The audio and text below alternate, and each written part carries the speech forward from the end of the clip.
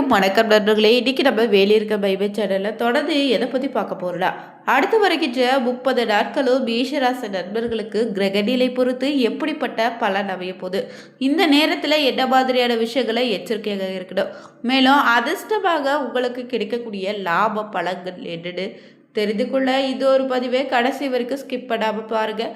மேலும் நீங்கள் புதியவராக இருந்தீங்கன்னா மறக்காமல் நம்ம சேனலை சப்ஸ்கிரைப் பண்ணிவிட்டு கூடவே இருக்க பெல் பட்டனை கிளிக் பண்ணிக்கோங்க. தனிப்பட்ட முறையில் உங்கள் ஜாதகத்தில் இருக்கக்கூடிய பிரச்சனைக்கு சரியான ஒரு பரிகாரத்தை பெற்றுக்கொள்ள நினைத்தா வீடியோவில் டிஸ்கிரிப்ஷனில் ஃபோன் நம்பர் கொடுத்துருப்போம். அந்த நம்பருக்கு நீங்கள் கால் பண்ணி தெரிஞ்சுக்கலாம். வாங்க நண்பர்களே, வீடியோக்குள்ளே போகலாம். எப்போதுமே பார்த்தீங்கன்னா அன்பாக பழகக்கூடிய மேஷராசி நண்பர்கள் உங்கள் ராசிக்கு அதிபதியாக செவ்வாய் பகவான் அமைந்திருப்பதால் உங்களுக்கு தொடர்ந்து பார்த்தீங்கன்னா இந்த நேரத்தில் எந்த ஒரு விஷயத்தில் அவசரமாக செய்வதை மட்டும் தவிர்த்துக்கோங்க. துணிச்சலோ இதிலோ ஈடுபடலாம். சாமர்த்தியமான பேச்சின் மூலம் எல்லாமே அனுகூலமான பலனை பெறுவீங்க. ஆனால் வீண் வாக்குவாதத்தை மட்டும் வளர்த்து கொள்ளாமல் இருப்பது நல்லது. அதே போல் இதுவரை முடங்கி கிடந்த காரியங்கள் வேகம் பிடிக்கும். நண்பர்கள் உறவினர்கள் இந்த நேரத்தில் உங்களுக்கு கை கொடுப்பாங்க. மனதில் இருந்து வந்த சஞ்சல நிலை மாறுங்க. தர்ம சிந்தனை அதிகரிக்கும். பண நெருக்கடி குறையும். எதிர்பார்த்த உதவிகளும் கிடைக்கும். தொழில் வியாபாரம் இனி சீராக நடக்கும். பழைய பாக்கிகள் வசூல் செய்வதில் வேகம் இருக்கு. புதிய ஆர்டர்கள் கிடைப்பதில் ஏற்பட்ட பிரச்சனைகளும் தீருங்க. உத்தியோகத்தில் இருந்தீங்கன்னா எதிர்பார்த்த பதவி உயர்வு உண்டு. சக ஊழியருடைய ஒத்துழைப்பால் பணிகளை நீங்கள் சிறப்பாக செய்து முடிப்பீங்க. குடும்பத்தில் இருந்து வந்த பிரச்சனைகளும் இனி தீரும். கணவன் மனைவிக்கு இடையே இருந்த குழப்பங்கள் நீங்க போகுது. பிள்ளைகளுடைய கல்வியில் நீங்கள் அக்கறை செலுத்துவீங்க. மேலும் நண்பர்கள் உறவினர்கள் உங்களுக்கு இந்த நேரத்தில் ஆதரவாக இருப்பாங்க. பெண்களுக்கு பண தேவை பூர்த்தியாகும். நெருக்கடியான நேரத்தில் எதிர்பார்த்த உதவியோ கிடைப்பதில் தாமதம் ஏற்படலாம். கலைத்துறையினருக்கு மனதில் திடீர் குழப்பம் ஏற்பட்டு நீங்குங்க. வாகனங்களை செல்லும்போது இந்த நேரத்தில் வெளியூருக்கு செல்லும்போது ரொம்ப கவனமாக இருக்கணும். சூரியனுடைய சஞ்சாரத்தால் முன்கோபம் ஏற்பட்டு அதனால் வீண் தகராறு கூட ஏற்படலாம். நிதானமாக செயல்படுவது ரொம்ப நல்லது. அரசியல் துறையினருக்கு வளர்ச்சி பெற ரொம்ப கவனமாக இருக்கணும். மேலும் செலவை குறைப்பதன் மூலம் பண தட்டுப்பாட்டு இருந்து நீங்கள் தப்பிச்சுக்கலாம். பேச்சில் கடுமையை காட்டாமல் இருப்பது ரொம்ப நல்லது. மேலிடத்தின் மூலம் மனமகிழும்படியான சூழ்நிலை இனி உருவாகும். நண்பர்கள் உறவினர்களோடு கவனமாக பேசி பழகுங்க. மாணவர்களுக்கு பாடங்களை படிப்பதில் ஆர்வம் காட்டுவீங்க.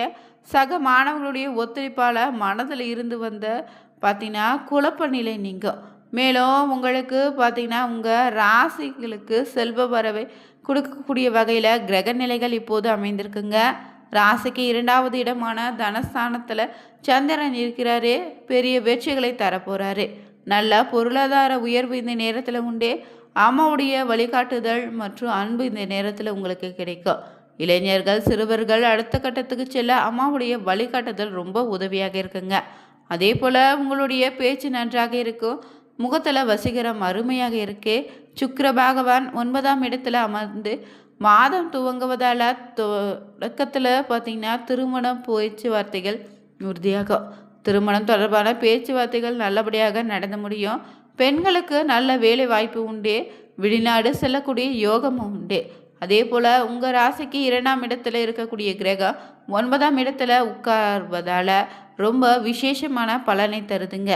அதனை 11ஆம் இடத்து கிரகமான சனி பார்ப்பதால் செல்வ வளம் இன்னும் பெருக போகுது.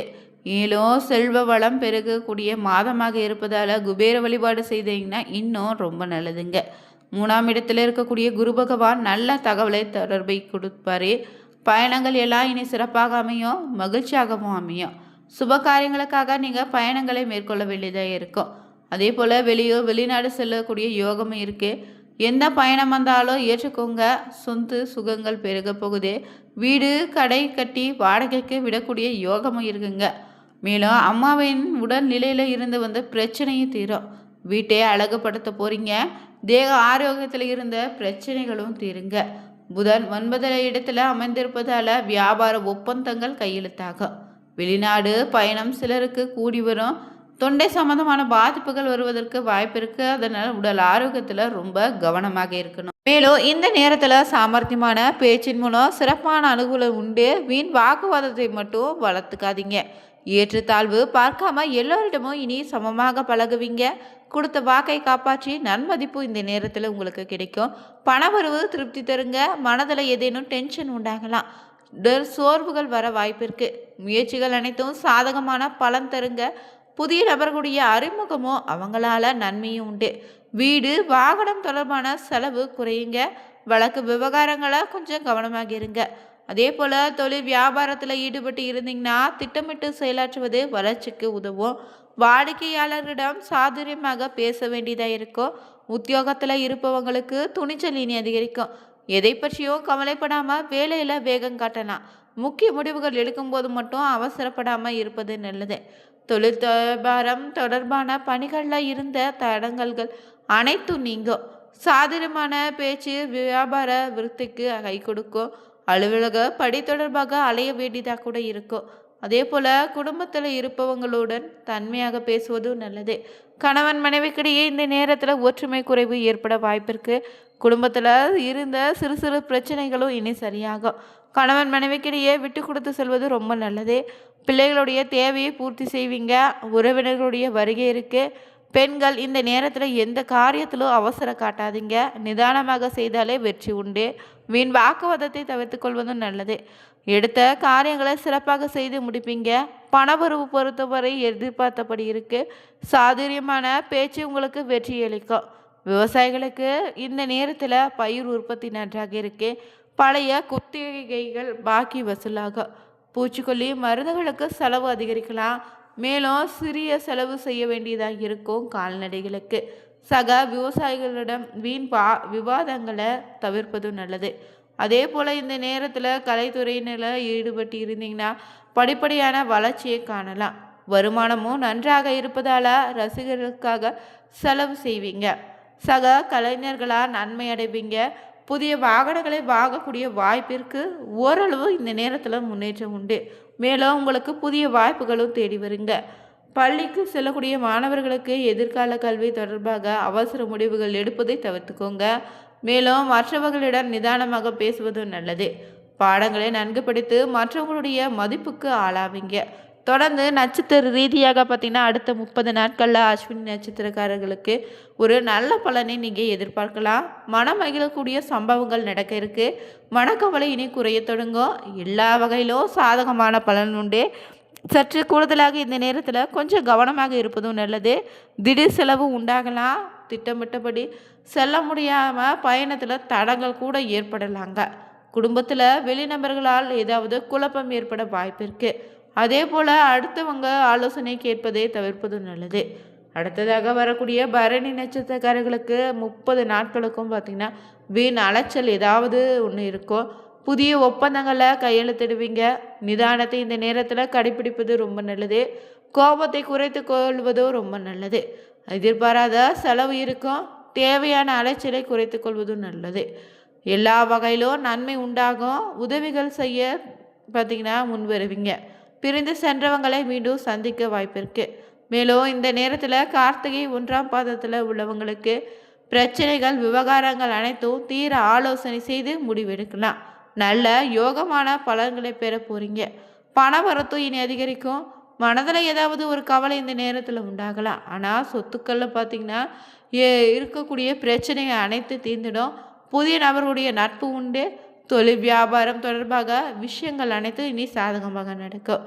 மேலும் முடிந்தவரை இந்த நேரத்தில் செவ்வாய்க்கிழமை தோறும் அருகில் இருக்கக்கூடிய முருகன் கோவிலுக்கு சென்று வலம் வந்து வழிபடுவது சிறப்பான பலன் உண்டு. பொதுவாகவே பார்த்தீங்கன்னா மேஷராசி நண்பர்கள் செவ்வாய் பகவானை ராசிநாதனாக நீங்கள் கொண்டு இருப்பதால் முருகப்பெருமானை வழிபடுவது சிறப்பான பலன் உண்டுங்க. அதுவும் செவ்வாய்க்கிழமை நாளில் ஏதாவது ஒரு வேண்டுதலை மனதார நினைத்து கொண்டு தொடர்ந்து 6 வாரங்கள் வெற்றிலையில் பார்த்தீங்கன்னா 6 அகல் விளக்கில் நெய் ஊற்றி பஞ்சு திரியிட்டு மனதார ஓ முருகா எனும் மந்திரத்தை 108 முறை சொல்லி முருகனுடைய ஆலயத்தில் பார்த்தீங்கன்னா தீபம் ஏற்றி 6 முறை வலம் வந்து வழிபட்டால் நிச்சயம் உங்களுக்கு இருக்கக்கூடிய பிரச்சனை தீங்கி உங்களுடைய வேண்டுதலோ விரைவில் பார்த்தீங்கன்னா நிறைவேறுங்க. அதே போல் முருகன் கோவிலுக்கு செல்லும்போது அங்கே இருக்கக்கூடிய குழந்தைகளுக்கு உங்கள் கையால் இனிப்பு மற்றும் நெய்வேத்திய பொருட்களை தந்தால் இன்னும் சிறப்பான பலன்களை பெறலாம். இந்த பதிவு பிடிச்சிருந்தா நீங்களும் மேஷராசி நண்பர்களாக இருந்தாலோ உங்களுடைய உறவினர்கள் நண்பர்கள் வகையில் இந்த ராசியை சேர்ந்தவங்களுக்கும் மறக்காமல் இந்த ஒரு பதிவை பகிர்ந்துடுங்க. வீடியோ பிடிச்சிருந்தா லைக் பண்ணுங்கள், ஷேர் பண்ணுங்கள், கமெண்ட் பண்ணுங்கள். அனைவருக்கும் நன்றி நண்பர்களே.